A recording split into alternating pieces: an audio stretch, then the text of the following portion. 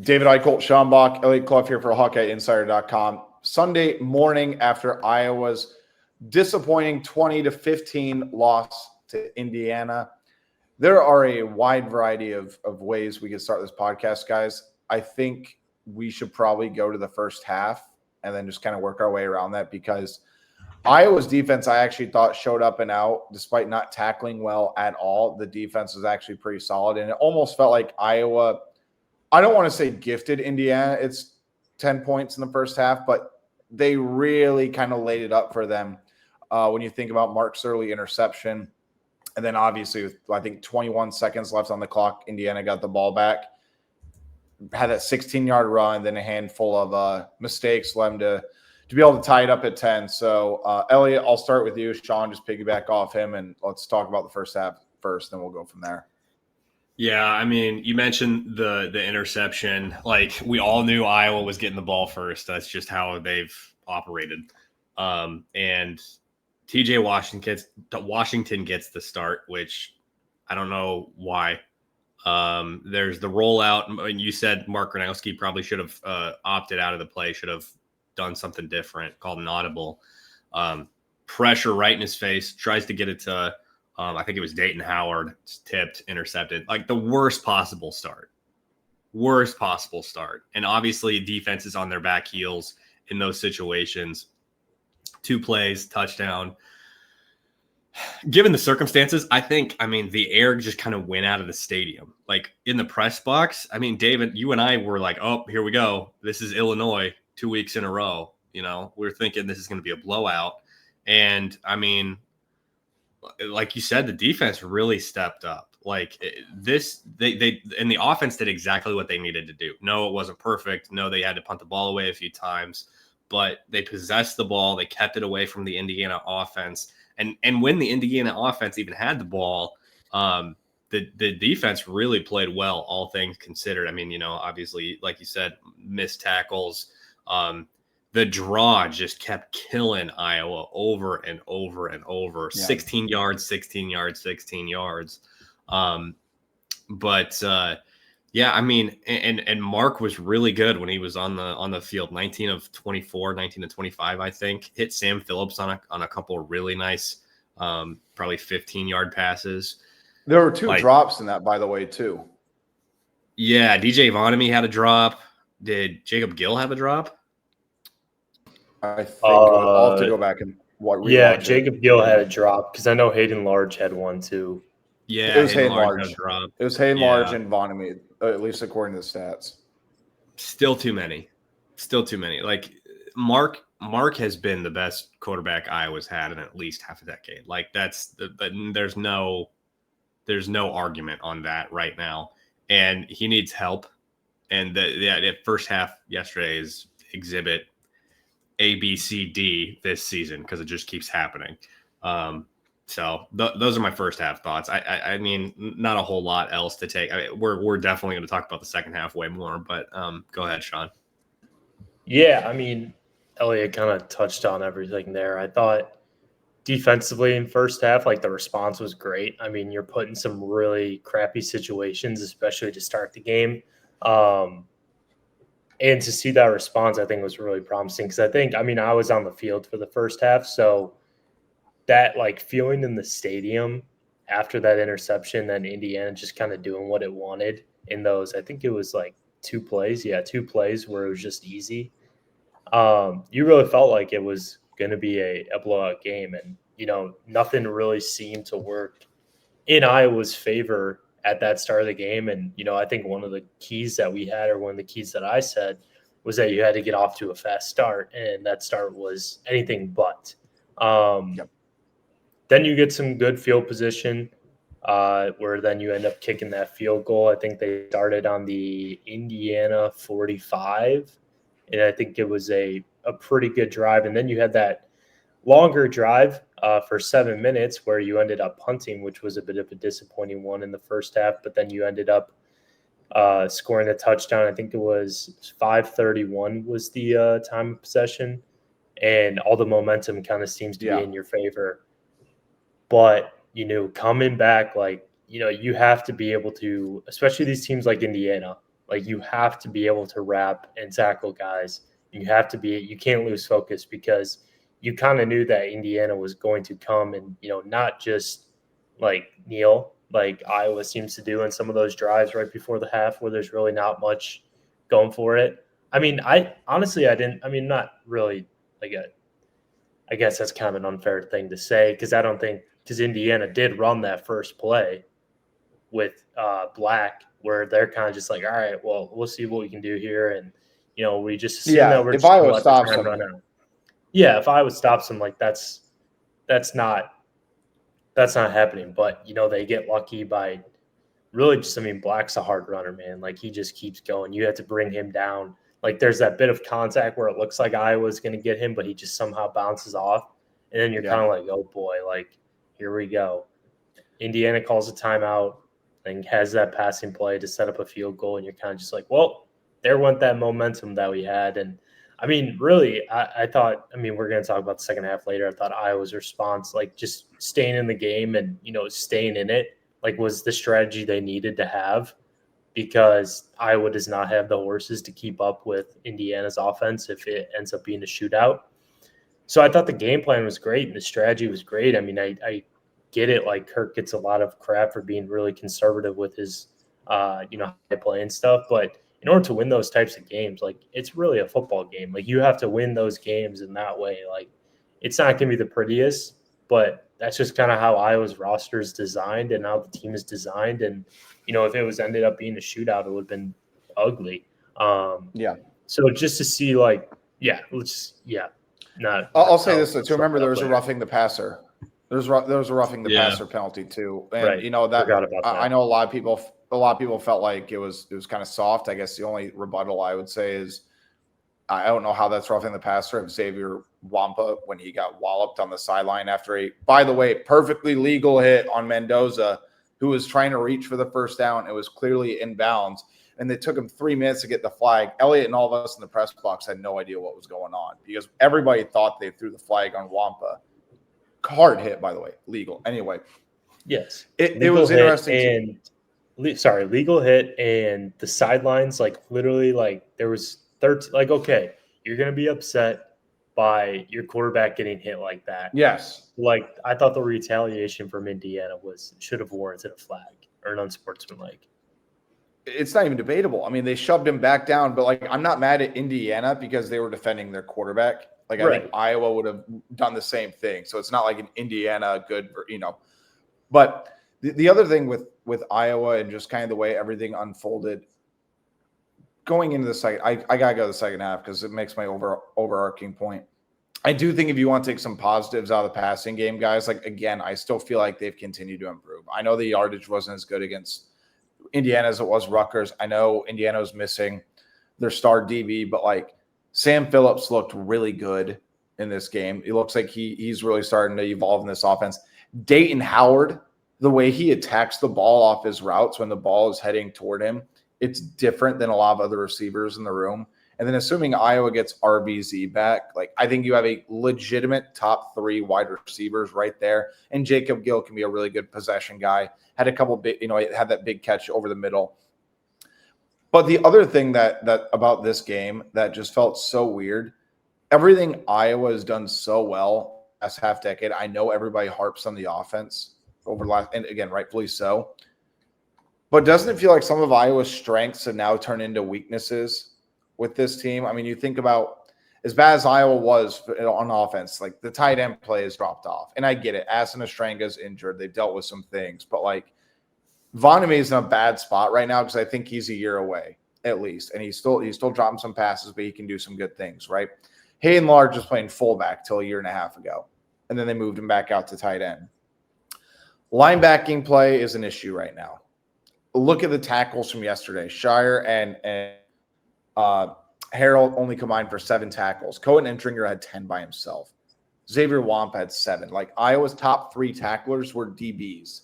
And when you look at this Iowa defense and how it's predicated and how it's it's designed to funnel tackles, the linebackers, it's an issue there.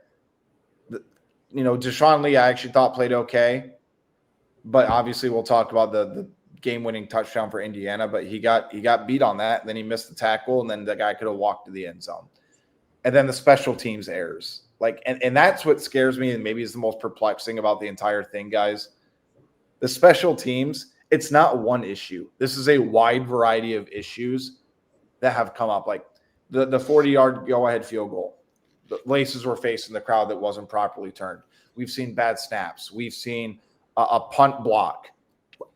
Outside Caden Weechin, even Caden Weechin had a bad game against Iowa State, which is fine considering that he was able to bounce back. But there are so many issues with this special teams unit, guys, and we thought this was going to be a top 3, top 5 unit in college football, and almost probably didn't spend enough time talking about it. But the way Iowa has won games in the past few years ultimately is what hurt them in this matchup, I think. Just those small details ultimately kind of plagued them. So to lay the picture out of the second half, it was back to back to back. And that's what I wrote about in 4 downs, because they had an opportunity to win this game in the latter half of the fourth quarter. You might have to refresh my mind here on the chronological part of it, but they had the ball, which, by the way, Mark Gronowski out. We don't know the specifics of the injury. We're trying to figure that out right now. If anything, we're going to learn more here this week. But Mark Gronowski out. Hank Brown goes in, and they have the ball. Looks By like the way, what a bad situation for Hank Brown. Yeah. That just sucks for him. That's such looks a like they're circumstance. Actually, I'm sorry. I need to make sure I have the chronological part of this ready. He came in the game, I think, at 9:41 remaining in the game, and he finished off the last 3 drives of that game. Okay. 5 of 13, I think, with a pick. They actually were moving the ball a little bit. Kamari Moulton was God's grace for this offense yesterday. Things didn't get started early, but he was really making some plays that TJ Washington wouldn't have made, that Nathan McNeil would have been tough for him to do as a freshman, which showed some composure yesterday in his limited time on the field. But here, okay. Iowa gets the ball. Looks like they're in a position to possibly win it, maybe run the clock out. And this is after Zach Lutmer's interception. Zach Lutmer makes that awesome play, runs it back. You're thinking, and he ends up on the Indiana 29. I think everybody in the stadium's run as much clock off as you possibly can right now. Here's hoping that, it goes low and at the very least you're in field goal range. Run play up the middle, I think, 5 yards. Run play, no gain. And then they set up a very seemingly traditional screen pass. And Hank Brown just lasered it behind Kamari Moulton. Didn't have enough time to react. Didn't have enough time to grab the ball, turn upfield, go, incomplete pass. This very easily could have been a lob right into Kamari Moulton's breadbasket. Turn it first down. Then you're starting to run the clock out. Maybe you score a touchdown. So that's mistake number 1 from the offense. Lasers it. Then here's this opportunity for you to take the lead late, Drew Stevens. And I noticed it live. Dave, you caught it on that replay. I just retweeted it on Twitter. Snap from, I think it was Bryant Worrell. Ty Nissen goes to put it down, spins it too far. The laces are facing left. Which, if you've ever seen Ace Ventura, laces out. Ace Ventura, Pet Detective. That's a deep cut reference. I hope somebody out there is really appreciating that. 8 laces out. Laces facing the field goal. So Drew Stevens misses it left. That's mistake number 2. Mistake number 3 is Iowa's playing defense now after Drew misses this field goal. Which, man, Zach Lutmer, hell of a play. We got to address that first. Hell of a play. Returns it all the way into, He made 2 Cooper DeJean-esque plays yesterday. 3rd and short, he flew in to the backfield, made a tackle, forced 4th and short, and then it was a turnover on downs. So 2 awesome plays by Zach Lutmer yesterday. Yeah. Then after they missed this field goal, it's 3rd and 10. And again, I need to do Monday morning quarterback yet. But Dave, what you said you saw on 3rd and 10 was a double safety blitz. Phil went full on aggressive, left the back end open, which very confusing play call, in my opinion, when it's a tie ball game. And I got a response to that, but I'll let you finish your point, and I want Sean to chime in too. And Deshaun Lee on an island. So they run a slant on 3rd and 10 where they had 2 incomplete passes. And Deshaun Lee gets left on an island, misses the tackle. It's I think a 49-yard touchdown. Mistake number 3. Like that, for all of the good things that happened yesterday, it was bam, bam, bam. Mistake, mistake, mistake when it mattered most. So everything went out the window. And you lost. And like Hank Brown, I've admirable for him to go into a situation like that. Did have some completed passes, but like to be down 20-13 with a minute and a half left with your backup quarterback, like that's no backup quarterback in the country is gonna be in an advantageous situation, especially those first meaningful snaps. It's just a bad spot to put him in. The last thing I'll say, and then I'll let Sean chime in. I just want him to take a shot at that point. I don't know why they didn't take a shot with Brown. 4th and 10, 3rd and 10. Yeah. At least gives you a chance. Sean, go ahead. Sorry. I still can't believe he completed that pass to Wheatgen. I thought that was like, boy. Like that was one where I was like holding my breath when he threw that up. But yeah, Elliot, you mentioned the all-out blitz. I mean, Elijah Surratt had 4 catches and 5 targets with 4 first downs, and obviously that touchdown against Deshaun Lee. So Indiana really did a good job of kind of targeting Lee, because I think TJ Hall is the closest defender. There was 0 catches and then 4 targets there. So they, take that what you will. I mean, Surratt's a pretty tough receiver. Like that's a tough assignment to get. But they really, they attacked Lee and, ultimately kind of made some of the differences in the game when Indiana decided to throw the football. But yeah, I'm not breaking any news here or anything. I mean, Iowa obviously lost that game. Like Indiana won that game at the end with that play, like just being able to make that play. But how many times were you like, this felt different because there were so many times throughout the game where you're like, okay, Iowa has a chance, or especially the fourth quarter, Iowa has a chance to really win this game. Like you felt like there were multiple pivotal plays throughout the fourth quarter where you're like, all right, you can't shoot yourself in the foot here. You have to execute here. And then really it didn't feel like Indiana had like too many of those situations besides that last drive. Like it felt like all the momentum was really in Iowa's favor in that fourth quarter. And that's not really something that, yes, it's happened before, but, there's parts in your head where you're kind of like, this isn't going to go well. But in this game, you kind of thought, okay, like there's a chance this happens. But, that's just, like you said, it's just a really tough spot to put your backup quarterback in. I don't care if he played or if he started 2 or 3, however many games he started in the SEC. Obviously not a big sample size, but he still played in the SEC, started in the SEC, was recruited by an SEC program.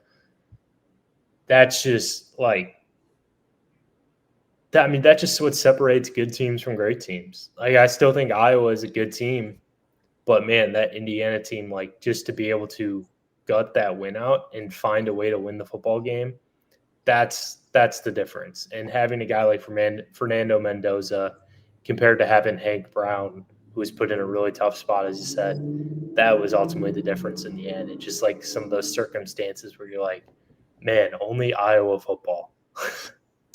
It felt like 2023, like a game that they shouldn't win, that they find out a way to win. Cooper DeJean comes with a pick, returns at 40 yards. Drew Stevens makes a field goal, right? Like that's the way it felt.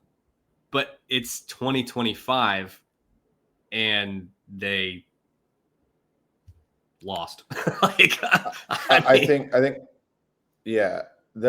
Keep in mind too, Iowa got beat up on the injury front. Like this bye week could not have come at a better time because I'm kind of upset we didn't get the chance to ask Kirk about this, but like Jennings Dunker was not in on the last drive. They had Jack Doetzler playing right tackle, and somehow all of us missed it in the media. I think because everybody was so focused on what was happening at quarterback, and understandably so. Jane Harrell went out for a little bit. Mark obviously got hurt. And then Jacob Gill got dinged up, and I think he went back in. I believe he went back in. Bo Stevens. Stevens. He went back in. Yeah, he went back in. So there were a handful of injuries, but I think when it just comes down to it, I think if you need to take a positive of the two, I thought Iowa's defensive line played really well for the most part. I thought they did exactly what they needed to do. They got pressure on Mendoza, and Mendoza took a beating yesterday, guys. Like that is one tough dude because he took some shots at the same time. And I do think at times he was visibly rattled. And I think you need credit Iowa's defensive line for that. So, Elliot, I want to push back a little bit because you mentioned you didn't understand the safety blitz. I think when you talk about leaving Deshaun Lee on the island, I completely agree with you just because of what happened last week. And you could tell Cignetti and Mendoza were targeting Lee quite a bit in the passing game when they had time to develop some of the plays because they didn't utilize a quick passing game as much as I thought they were going to kind of get the ball out of Mendoza's hand. But there were also a handful of times to where, on the 4th and 1, Cohen Entringer made 2 outstanding 4th down plays on 4th and 1. Safety blitz, right? They frequently went to the safety blitz to bring additional pressure on Mendoza to try to force him into making some bad decisions. And I think a 3rd and 10, they were hoping that he would rush a throw, throw it behind a receiver, throw it ahead of his receiver. Maybe Deshaun Lee doesn't get a step or 2 beat on him that early in the possession because the blitz was set up really well. But again, I understand the point as far as like leaving that backside open because again, he could have walked to the end zone. Like there was nobody close to him after he broke Deshaun Lee's tackle. But I think given the way that Mendoza had responded to pressure, I understand the aggressive play call to a degree. And I just based on what was happening in the game, I get it. And they were kind of hoping Mendoza was going to make one more mistake. But ultimately, I do think leaving Deshaun Lee on an island with a guy of Sarah's caliber, I don't think that that's the best idea in the world. But I think there's still a lot of positives, I think, to take away from the game. And I do think injuries obviously played a factor. And now it just becomes like, what happens with Mark Gronowski? Kurt was relatively positive, I thought, post-game. But, like, if Mark goes down, guys, you know as well as I do, like, that is a season-altering type injury. And I'll say this, too, and I'm at the risk of overreacting, okay? Might be. Hank Brown has to get a lot better if he wants to be the starting quarterback next season. Otherwise, I think Iowa's got to really explore getting in the portal. Again, small sample size, but I just look at you have to be able to routinely complete that screen pass and do a couple of the other intangible things right. And again, that'll be a conversation we can push down the line, but if you guys want to comment on it, go ahead. But I do think you see the drastic drop-off between QB1 and QB2 at this point. We start talking about Oregon and Penn State very differently if Mark is not able to go, as in like that's just a loss. Those are just losses. Yeah. And again, I don't think we've seen enough of Hank Brown to complete like this isn't Deacon Hill, right? Like this. No, I think we all agreed on not. that. Yeah, preseason, he can win you games. Like he can, and I think the offense is in a much better position overall. But now we're talking about 7-5, 8-4 being the ceiling. But again, we'll cross that bridge when we get to it. I don't think we need to go too deep unless you want to add anything there, Sean. But yeah, anything you want to add there, Sean, on that front? I mean, if you have Mark, like this game, I feel like if you can get some of these teams to play the style you want to play and not like just be a blowout like some of those Big Ten championship games or, what have you, some of the other games, like you have a chance to win those games if you can make those plays. I think Oregon is probably one of the like 1, 2, or 3 best teams in the country right now. Penn State, I Dante feel like Rose that is team, good. Penn State's more susceptible to playing your game than Oregon is. So I think that's like if you have Mark back and you have confidence after that Wisconsin win or a Wisconsin game, if you like beat Wisconsin, then I think you're in a decent spot going into Penn State. Oregon is going to be really tough. Like no matter when that is or what that game. I mean, Penn State's going to be tough, but this game gave me more confidence about Iowa being able to potentially win those games or like stay in those games and give themselves a chance to win. But if you don't have Mark, yeah, that's a completely different story. And I think one other thing too, I was looking at Pro Football Focus while you guys were talking. Iowa had 14 missed tackles yesterday. Cohen Entringer had 4 of them, despite the big plays that he had on 4th down. So he had 4. I think the most last year was the Michigan State game where there was 19 for Iowa as a team. So not saying like obviously the Michigan State game had more, but this game felt like kind of esque to that a little bit. If that the UCLA game I felt like was not a good one either, but Michigan State stood out to me the most. Do you feel like Iowa's defense still played a lot better in this matchup though compared to those other ones? And maybe that's just because the frequent pressure they got in the backfield. But like this is as good of as good of a performance as you could have asked out of the Iowa defense, given the missed tackles. Because it still feels like they played well defensively. I mean, you hold Indiana to 20 points, right? Like I didn't see going into this game, guys. I didn't see a scenario where they scored under 30. And you think about the touchdown, first touchdown they got was what 24-yard drive. Like Iowa's defense played spectacular despite the missed tackles, but again, they missed the tackles in crucial moments. And I think Kirk's in. I'll give Kirk this. I was happy he didn't go the moral victory route because I think Elliot, would you agree that it just seemed like he was pretty pissed post game? Yeah. Yeah, like it kind of felt similar to not similar to Iowa State, but like this team is really close to being 5-0 right now. And I think that's what's eating Kirk and the staff and really pissing off the staff. You are, I guess, 2 possessions from potentially having a special season. 2 possessions. Yep. That's brutal. That's brutal. And 2 possessions, like special season 3-2, like there's a big difference there. That's a tough pill to swallow, especially towards the end of your career. Like we don't know how long Kirk's going to be around, but I mean to think you're in that spot, and especially against Iowa State, and then like 10 years ago, I'm sure Kirk would be like freaking Indiana, you know? Yeah, heck, 3 years ago. Right. I do think it's worth noting that remember before the season, Kirk talked about how this team is very reminiscent of the 2008 team. Mm-hmm. They started off 3-2 as well.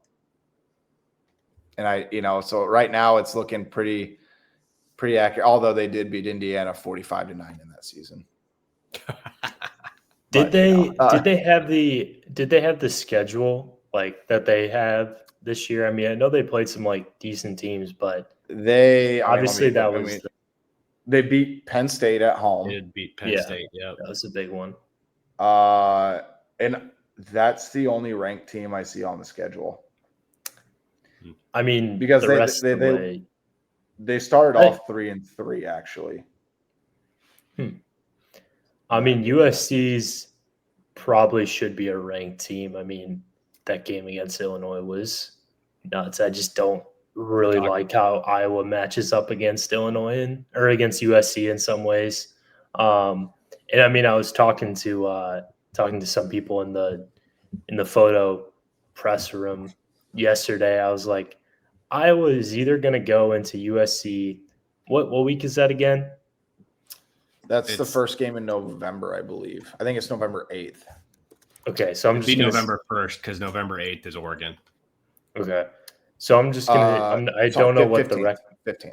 I don't know what record it would be or whatever. I'm like, Iowa's either going to go into USC 6 and or like 7-1, 7-1, just to say 7-1, or 4-3.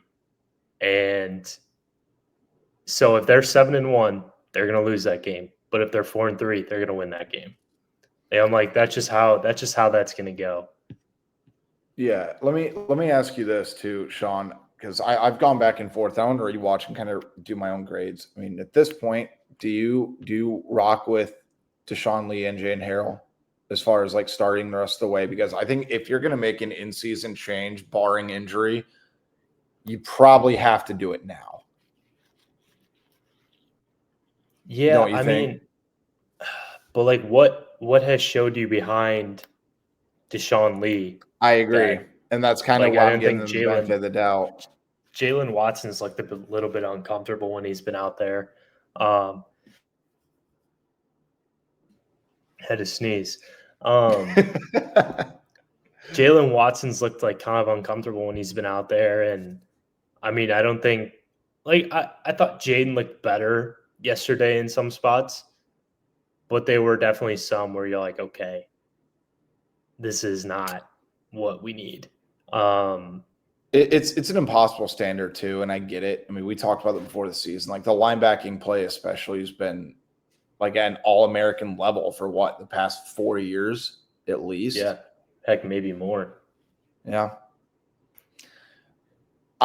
you're right. I mean, that's the other thing. I mean, they're there every day in practice. I think Watson has potential, and I think again, if you are going to make the change, you have to throw him in against probably Wisconsin, because Wisconsin does not look good right now. But the other side of it too is Wisconsin's most winnable game on the schedule might be Iowa still. Yeah, this might be their Super Bowl. Yeah, well, you may. This might be their Super Bowl this year. Yeah, it really might be. That sounds crazy to say. How the mighty have fallen.